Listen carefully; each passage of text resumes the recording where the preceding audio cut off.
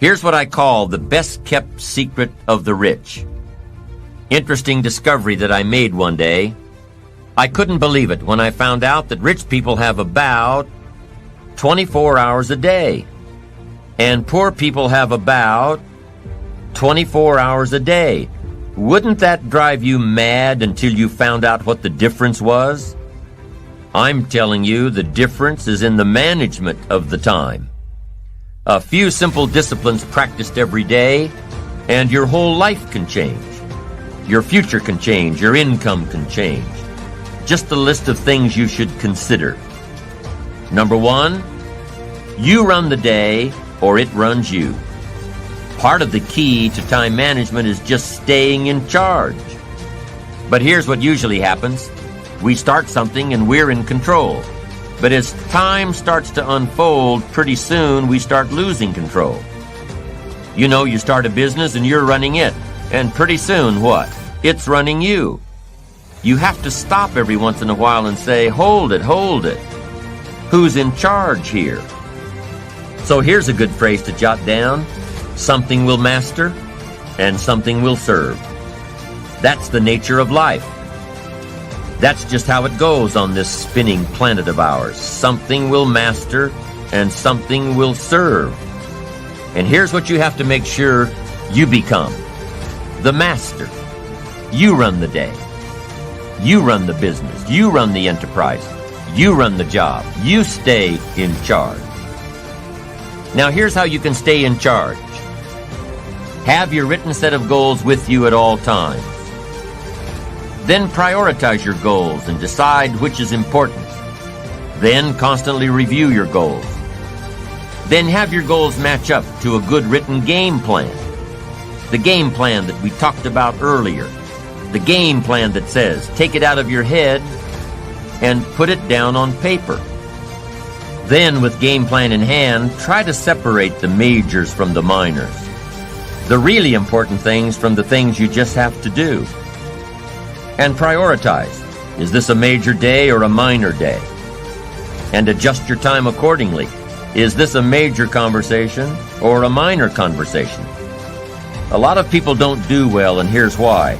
They major in minor things. They spend too much time on things that don't count, and too little time on things that should count. So you're about to pick up the phone and make a call. But before you do, decide, is this a major call? Is this a minor call? If it's a major call, it needs a little preparation. If it's a minor call, a few pleasantries will probably do. Hi, how are you? Tell a little joke, exchange some pleasantries. So a little evaluation will save you a lot of time. Major, minor. But here's the best alternative to time management, and that's to get more out of you. If we just get more from ourselves, we can make an hour as valuable as 10 hours used to be. Workplace. The movement is people. They get done in a few hours. Why? Because they have no distractions. No people stopping by their office to chat. No unsolicited phone calls to take. No unexpected visitors to deal with. When they work, they work. When they play, they play. Now, not everybody has the luxury of having a job that can work like this. But maybe some of the same principles can be applied at the office.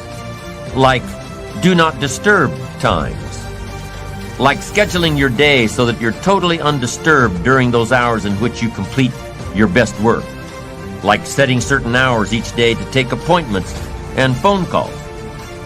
And that's really where the magic of personal development comes in. Knowing who you are, becoming more valuable.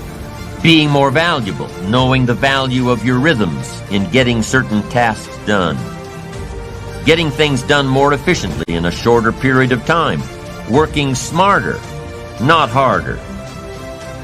So I want to give you a few things that might help you to get a handle on the management of time.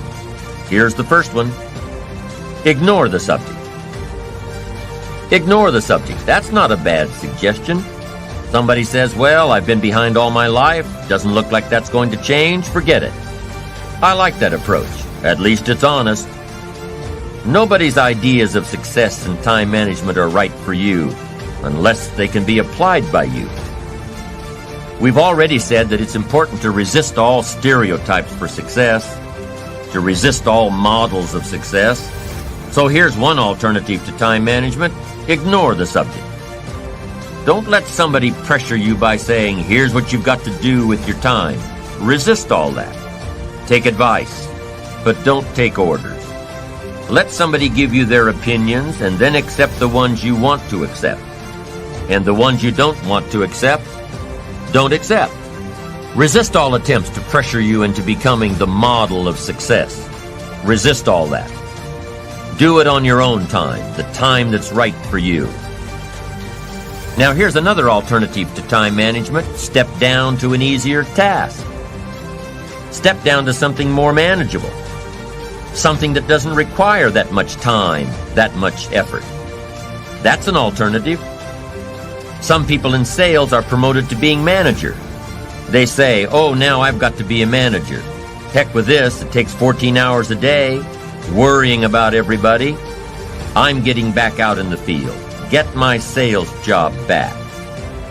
And that's a good alternative. Somebody works for a company and says, oh, I'd love to own one of these companies. Then they find out what it takes to own one of those companies. What kind of pressure, what kind of hours. Can't play golf 3 days a week. And finally says, hey, you know, I've had it up to here with all the headaches and trauma and dealing with all these people's lives and running a company and being responsible for all the stuff. I'm going to step down. And that's a good alternative. It really is. Don't let yourself be pressured when stepping down might give you a better lifestyle.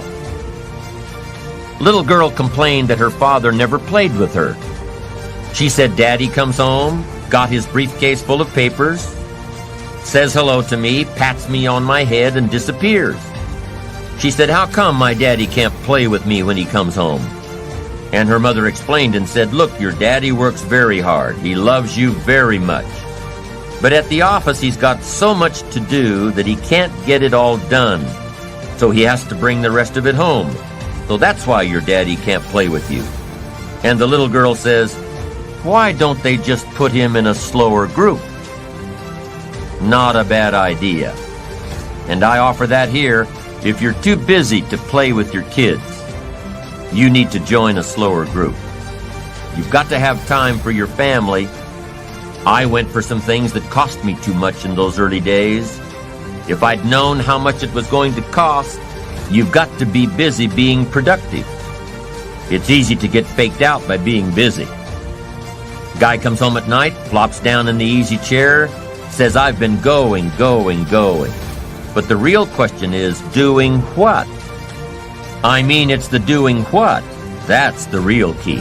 Not the going. Some people are going, doing figure eights. They're not making much progress. Don't mistake movement for achievement. Evaluate the hours in your days and see if there's not a lot of wasted time in there that you could manage better. Do more with. The next key to good time management is good concentration. Focus. You've just got to zero in on the job at hand. Concentrate. Don't start your business day until you get to the business. I used to start my business day in the shower. I'm trying to compose a letter in the shower. The cobwebs haven't been cleared out yet. I'm not awake yet, and I'm trying to compose a letter. Found out it doesn't work. Wait till you get to the office to start your work. Wait until you get to work before you get to the work. Don't start your business day at the breakfast table. It's not good for the family. Here's another one. On the way to work, don't think about work all that time to back out of it and redo it. Don't say yes too quickly. Better to say, I don't know if I can make it, but I'll give you a call. Better to say you don't know than to say yes too quickly, trying to be nice and then having to back out. One of my colleagues has a good saying, don't let your mouth overload your back. Committing too soon, too quick. Being too eager to please. Appreciate yourself, your time, appreciate your own limits. Know when your commitment to someone else will end up taking time away from yourself and from your family. Have self-appreciation for your special time alone and with those you love and those who love you. This is especially important for charity work, volunteer work as well. A group of entrepreneurs I know have been very successful in their business, getting a lot of press. Pretty soon they're swamped with requests to do pro bono work, do their stuff for free. They must get a couple of offers a month to sit in on one charity board or another. But here's how they handle it.